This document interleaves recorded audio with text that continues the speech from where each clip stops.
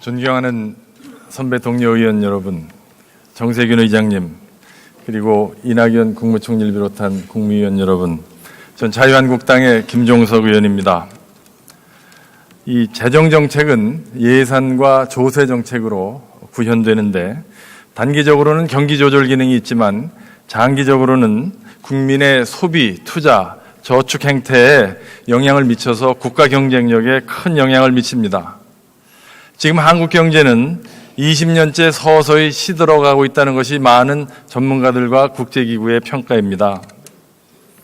잠재 성장률이 2000년대 초에 8%가 넘던 잠재 성장률이 지금은 3% 미만, 2%대로 들어왔다는 것이 대부분의 전문가들의 평가입니다. 이 추세가 지속된다면 머지않아 대한민국의 잠재 성장률은 0에 수렴하고 다름 아니라 일본의 장기 침체 같은 경험을 하게 될 것으로 예상됩니다. 저는 바로 금년도, 내년도 예산이 지금 대한민국 경제가 처한 이 위기의 징후에 아무런 대처와 고민이 없다는 것에 실망을 금할 수가 없습니다. 먼저 2018년도 예산은 전년 대비 7%가 넘는 팽창 예산입니다. 이 7%가 넘는 팽창률은 97년 외환위기 직후와 2008년도 글로벌 금융위기 이후에 가장 높은 수준의 증가율입니다. 지금 3%가 넘는 경제 성장률을 예상하고 있는데 지금 한국 경제가 어떤 위기가 있다고 이러한 팽창 예산을 편성했는지 이해하기 어렵습니다. 공급 애로 요인을 해소하고 생산성을 높이지 않는 상태에서 팽창 예산을 편성하면 그것은 바로 거품 경제, 자산 가격의 상승, 경상수지의 악화를 초래할 것입니다.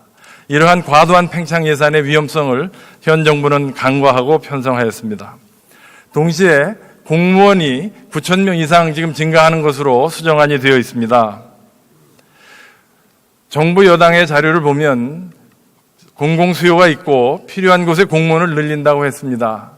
공무원이 10% 늘어나면 공공서비스가 10% 늘어납니까? 저는 오히려 이미 일하고 있는 사람들의 노동 강도가 낮아지고 그 사람들만 편해질 가능성도 있다고 봅니다.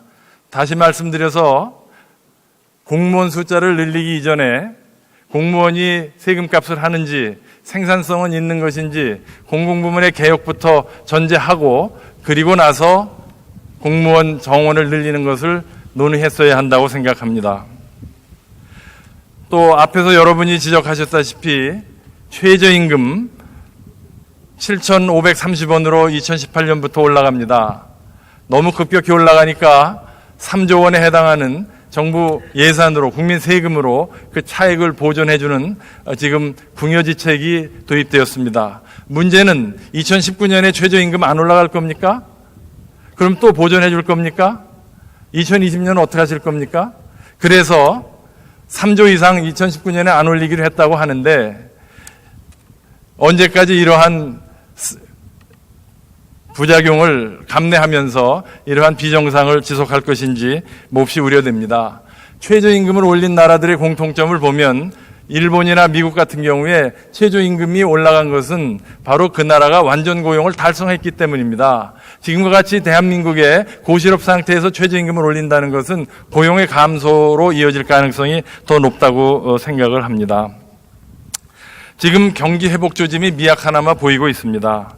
이 경기 회복 조짐을 이어가기 위해서는 노동시장을 개혁하고 공공부문을 개혁하고 규제 개혁을 해야 합니다. 이러한 고통 없이 먹고 사는 문제에 쉬운 해답이 있을 수가 없습니다.